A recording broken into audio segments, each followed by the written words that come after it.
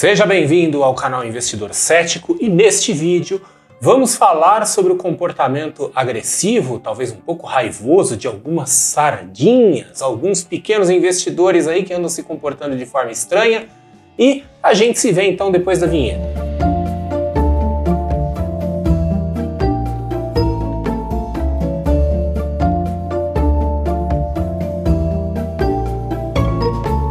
Eu quero começar esse vídeo falando de um assunto que todo investidor já deve estar de saco cheio, mas ainda assim é sempre bom dar uma revisada, que são os famosos perfis de risco ou perfis de investidor, que a gente sabe que tem um modelo básico, né, que são 3 níveis, tá? O investidor conservador, moderado e agressivo. Todo mundo que já teve contato com o mundo dos investimentos, já abriu conta numa corretora, num banco, já teve que fazer aquele teste, né, avaliação de perfil de investidor, e nós temos então essas 3 gradações aí, né, que são as mais importantes, mas eu trabalho com um modelo um pouco expandido, em que eu coloco alguns outros perfis, alguns perfis adicionais. Então, na outra extremidade, na extremidade acima do conservador, tem aquele que é muito, muito conservador, que eu chamo de medroso mórbido. Então, o medroso mórbido é aquele investidor que tem medo de tudo, tem medo até da própria sombra, tem medo de tudo que pode acontecer. Ele gosta mesmo de guardar dinheiro no colchão. Ele é o cagão, vamos dizer assim, em português bem claro. E na extremidade oposta, quer dizer, onde seria mais do que o agressivo, tem um investidor que eu chamo também carinhosamente de maluco. Porque o investidor agressivo, a gente presume que é um investidor que tem alguma noção do risco que está correndo e que sabe um pouquinho o que está fazendo.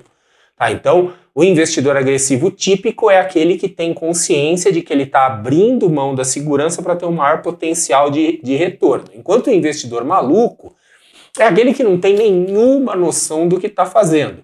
Ele é o jogador, é o apostador. Tá? Então é aquele sujeito que segue dica, que coloca todo o dinheiro dele em alguma coisa, né? Mas, enfim, falaremos sobre isso daqui a pouco. O ponto deste vídeo é que foi publicada uma pesquisa, na verdade uma reportagem mencionando uma pesquisa que eu achei muito interessante. Hoje é dia 19 de fevereiro, domingo de carnaval, e foi publicado no portal Exame uma reportagem com o título "Pequeno investidor prefere ações mais arriscadas, sugere pesquisa". E que pesquisa é essa? Essa é uma pesquisa que foi feita pelo Trademap. Então o Trademap é um aplicativo bastante conhecido, bastante famoso aí, de acompanhamento de mercado, faz várias coisas. E eu quero já de antemão dar os parabéns para o pessoal do Trademap por ter feito essa pesquisa, pela iniciativa, tá? Iniciativa conjunta aí com o portal Exame, mas considerando que o mercado brasileiro, principalmente voltado para o investidor individual, é um mercado pobre de informações baseadas em dados. Então eles fizeram uma pesquisa com base em dados que são deles próprios inclusive, que obviamente contribui muito para o entendimento do mercado brasileiro, e é uma coisa muito louvável, é uma atitude que merece ser parabenizada. Então, Trademap, por favor, façam mais disso. Mas o ponto é que Trademap então fez uma pesquisa baseada nas contas que eles têm no aplicativo, de pessoas que colocam suas carteiras lá dentro do aplicativo e sincronizam com as suas instituições financeiras, e chegaram a algumas conclusões interessantes, né? Uma dessas conclusões é que os investidores com carteiras até R$10 mil têm uma tendência de ter um comportamento muito, muito, muito mais agressivo do que aquilo que se espera em circunstâncias normais. De acordo aqui com a pesquisa, né, só de novo ressaltando, eles fizeram então a pesquisa com base em 90 dias de dados, tá, de clientes ali do aplicativo, e chegaram então à conclusão de que os investidores com carteiras até R$10 mil têm um alto grau de volatilidade, pegam ações aí de altíssima volatilidade, e o oposto disso também é verdadeiro. Aqueles investidores com mais recursos, com carteiras acima de R$100 mil, tem carteiras com uma volatilidade significativamente mais baixa. Então mostra que o nível de agressividade é bem maior naquela extremidade, naquele universo dos investidores com poucos recursos, aquilo que se chama popularmente de sardinha, né? Eu tenho uma outra definição de sardinha, já fiz vídeo aqui sobre isso, mas nesse momento vamos pegar aqui aquela definição mais popular de pequeno investidor, investidor de poucos recursos, investidor iniciante, e a conclusão da pesquisa mostra que a volatilidade anualizada média dessas carteiras até R$10.000 é 46,88%, sendo que a volatilidade do índice Bovespa no mesmo período é 21,59% anualizado, e a volatilidade das carteiras acima de R$100.000, eles não falam o número exatamente na reportagem, mas dizem que é mais de 30%, mais de 30 pontos percentuais, na verdade, abaixo, né, da volatilidade das carteiras menores, aí até R$10.000. Então, é um número muito revelador e é consistente com observações que eu já fiz. Eu, obviamente, nunca fiz uma pesquisa dessa, eu não tenho esse tipo de dado para fazer, adoraria fazer, mas assim, nas minhas observações, tanto quanto professor, como analista, eventualmente como consultor, eu já vi dados, já vi situações que são consistentes com isso. Então, a minha avaliação pessoal empírica é consistente em grande parte com aquilo que foi levantado aqui pela pesquisa do Trademap. E aí uma coisa interessante, na reportagem, né, na matéria, eles mencionam algumas ações específicas que são aí meio que campeãs de audiência entre esses investidores aí com carteiras até R$10.000. Entre elas estão Oi, que é mencionado na pesquisa, Oi BR3, e Via Varejo. E a essas ações aqui eu coloquei outras ações que também são aí campeãs de audiência aí entre a sardinhagem de uma forma geral. E eu quero chamar a atenção para os gráficos dessas ações aqui, que eu vou mostrar para a gente ver algumas coisas em comum, né? Quer dizer, algumas similaridades entre elas. Então, Oi, tá? Que é mencionada na pesquisa. Via Varejo, Via 3, que é também mencionada na pesquisa. Magalu, Magazine Luiza, que é mencionada na pesquisa, mas não tanto ali com uma pequena observação, mas é também notoriamente aí uma queridinha dos pequenos investidores. Americanas, que recentemente passou por aquele escândalo de fraude contábil, mas também era uma aí que estava sempre nos círculos aí da sardinhagem. Cogna, tá? Outra também muito aí falada entre os pequenos investidores, e a nossa campeã absoluta, rainha total aqui, o IRB, Instituto Brasileiro de Resseguros. O que essas ações têm em comum? Além do fato de serem queridinhas aí da sardinhagem. Elas todas tiveram quedas muito grandes depois de altas significativas, então estão assim num drawdown, né, usando o jargão técnico aqui, que pode chegar na faixa de 70%, 80%, 90%, então quedas muito pronunciadas. Elas têm os seus valores nominais baixos, então são ações que em alguns casos são cotadas em centavos, em outros casos em poucos reais. Inclusive, a pesquisa da Trademap levanta como hipótese para essa preferência por esse tipo de ação o fato de serem ações nominalmente baratas, e que pode fazer com que alguns investidores, então, prefiram porque sai mais em conta, né? Com pouco volume de dinheiro, dá para comprar uma grande quantidade de ações. Mas uma outra característica que eu quero chamar a atenção, isso não é mencionado pela pesquisa, isso eu estou falando da minha iniciativa, tá? Então é uma hipótese que eu estou levantando, é que todas essas ações foram promovidas, foram faladas por influenciadores. Tudo bem, hoje quando a gente fala de influenciadores em finanças, nós estamos falando de um universo bem grande. Tem desde influenciadores que são totalmente desqualificados, que simplesmente não deveriam estar falando nada, mas estão, né, porque estão aí sob o direito da liberdade de expressão, e tem influenciadores supostamente qualificados, como gestores, analistas, grandes investidores, mas de qualquer forma, característica comum a todas essas ações é que foram levantadas, foram aí promovidas por influenciadores, o que reforça, na minha visão, novamente isso não está na pesquisa, sou eu que estou colocando aqui como uma hipótese minha da minha iniciativa, que boa parte desses investidores que cai aqui nessa categoria dos até 10 mil reais e que estão com essas ações aqui, dentro daquele espectro expandido do perfil de risco, seriam os malucos. Porque uma pessoa com um patrimônio de até 10 mil reais que vai e coloca tudo numa ação dessas aqui, é um maluco. Inclusive, um outro dado aqui observado pela pesquisa é que esse grupo de investidores tem baixíssima diversificação, muitas vezes é a única ação que eles têm na carteira, e isso está consistente com dados da B3, que mostram que mais de 40% dos investidores que têm contas com valores até 10 mil reais têm apenas uma ação, um ticker. Então, isso, né, reforça a minha visão aqui que talvez nós estejamos falando dos malucos que seguem influenciadores e que, no fim das contas, não tem muita noção do que estão fazendo. A não ser que esses caras aqui, que essas pessoas tenham outras contas com valores significativamente maiores, né, em que estão ali talvez investindo de uma forma mais coerente, mais conservadora, ou se não mais conservadora, pelo menos mais seguindo algum tipo de estratégia, né? E isso aqui seria aquele proverbial dinheiro de pinga, né? Quer dizer, o dinheirinho ali que a pessoa tem para brincar um pouco, para fazer como se fosse bingo. É a única possibilidade. O contrário é maluco mesmo, porque quem coloca tudo em dica de influenciador, principalmente numas encrencas dessa aqui, né? Maluco é. Né?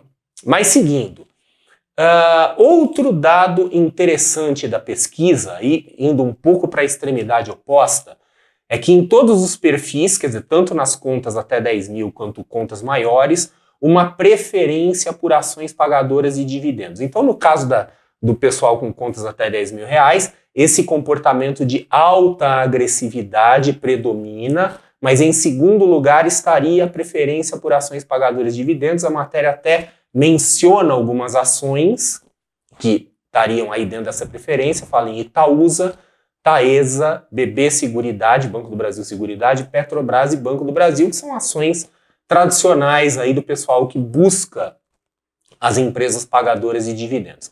Então, uma pesquisa muito interessante, que traz dados aí que são interessantes. Eu não vou dizer que são super reveladores, porque, como eu falei, eu na minha atividade, eu já via isso intuitivamente, eu já via isso empiricamente.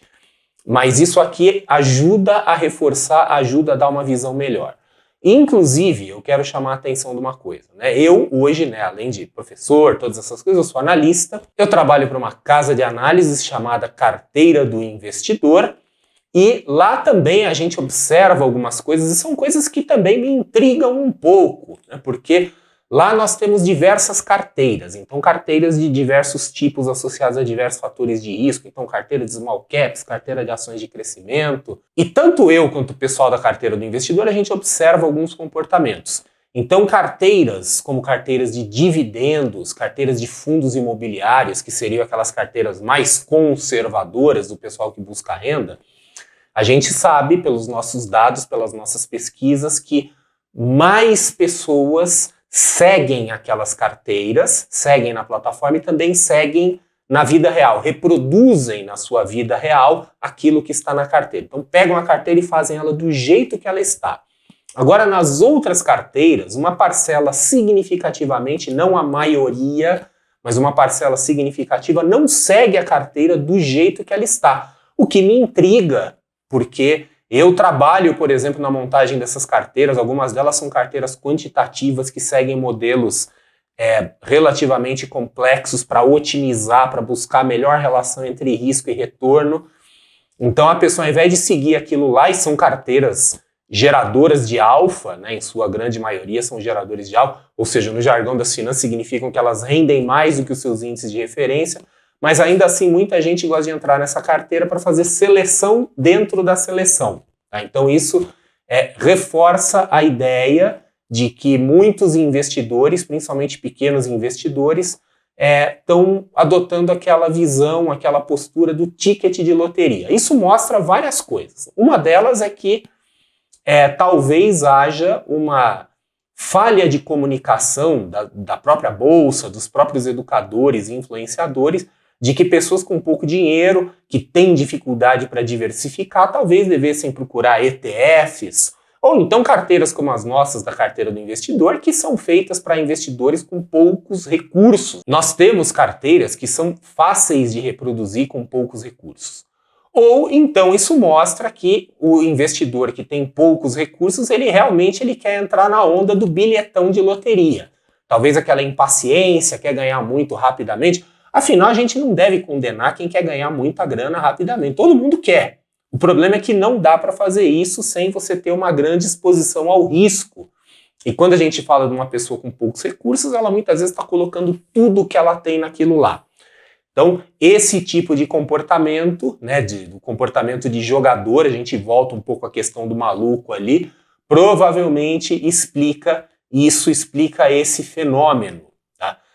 A questão do valor nominal ou preço nominal das ações também pesa, tá? Então tem muita gente aí que fala, olha, essa ação é barata porque vê um valor nominal, R$1, R$2, e isso também pode estar associado a um certo viés, que é um viés de ancoragem. Porque muitas pessoas veem ou já viram os preços dessas ações no passado, então vem, por exemplo, olha, um IRB já esteve a R$40, uma Oi já esteve a tantos reais, e pensa, baseado naquela crença, às vezes um pouco dogmática, de olha, no longo prazo a ação sempre tende a valorizar, então acha que vai chegar lá em algum momento. Então isso é uma desconsideração do risco de ruína, que é aquele risco de que a empresa simplesmente deixe de existir, vá à falência, ou então ela pode não ir à falência, mas pode fazer um fechamento de capital em uma circunstância que não é boa para o investidor e ele vai ter que realizar aquela perda de forma forçada, ou simplesmente o tal do viés de ancoragem, ou as duas coisas juntas, o que é mais comum ainda. E na outra extremidade, como a gente viu, investidores que estão buscando aquilo que é vamos dizer assim, as estratégias mais conservadoras no mundo da renda variável, que é buscar ações de dividendo, buscar talvez fundos imobiliários, não são mencionados na pesquisa, mas a gente sempre coloca ali tudo junto, ativos geradores de renda de uma forma geral. Então, aquilo que a pesquisa observou é algo que eu também já observei de forma intuitiva e empírica na minha atividade, tanto como professor quanto analista. Essa questão, inclusive, do valor nominal das ações, ou do preço nominal das ações, isso chama muito atenção, quer dizer, muitas pessoas, investidores, principalmente iniciantes e inexperientes, que entendem como ação barata aquela ação que tem um preço nominal baixo, R$1, R$2, quer dizer, não entende muito essa relação entre preço e valor. E eu já vi coisas bizarras na vida, como, por exemplo, pessoas que já me escreveram em algum momento, me perguntaram, olha, eu comprei aí determinada ação, ela era baratinha, então eu comprei bastante dela, mas eu não sei o que está acontecendo, que ela não para de cair. Aí eu vou ver, ela não comprou ação, ela comprou um direito de subscrição, que já estava ali próximo da data de exercício, ia perder aquilo. Tá? Então, muita gente, infelizmente, tem essa ideia de que o preço nominal está associado ao valor. Tá? Então, a observação, o que a pesquisa viu, constatou, é agora baseado em dados, aquilo que muitas vezes eu, outras pessoas também a gente já observou por aí, que muitos investidores com pouco dinheiro adotam posturas extremamente agressivas. A pesquisa não vai ao ponto de tentar entender o porquê disso, quer dizer, apenas menciona essa questão do preço, mas eu, aqui da minha iniciativa, estou colocando como uma hipótese essa visão, essa expectativa de acertar aquela ação que é o famoso bilhetão da loteria para dar retorno rápido. Então, pequeno investidor, a sardinha típica aí com patrimônio até R$10.000, em sua grande maioria acaba tendo esse comportamento de tudo ou nada. É ou bilhete de loteria para ficar rico na semana que vem, o que raramente acontece, costuma acontecer o contrário, ficar pobre, ou vai para aquela postura totalmente conservadora, ainda que dentro da renda variável, e vai para estratégias mais conservadoras, como investir em ações pagadoras de dividendo e outras coisas do gênero. Então é isso, né? De novo, mencionar aqui que foi uma pesquisa muito interessante, pesquisa de grande valor para entender o comportamento do investidor típico brasileiro. Espero que você tenha gostado, não sei se você se identifica com alguma coisa aqui do que apareceu na pesquisa, e a gente se vê num próximo vídeo.